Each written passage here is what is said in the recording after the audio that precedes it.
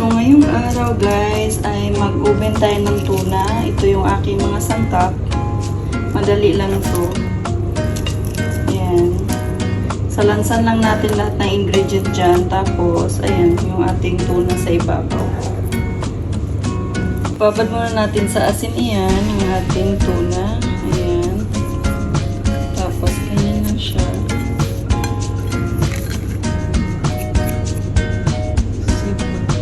Mag-add pa tayo ng kusa para maraming vegetable. Masarap. Ayan. Okay, tapos lalagyan din natin ito ng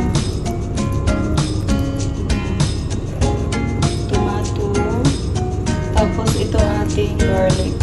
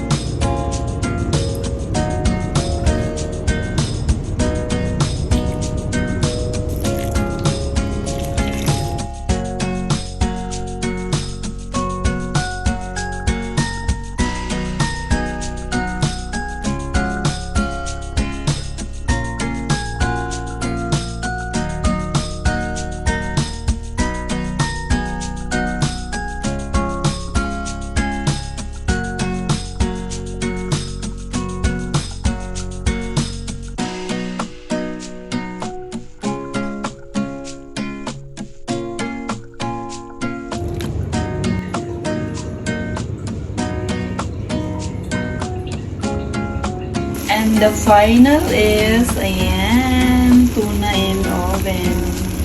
Tuna bake, guys. So, luto na siya.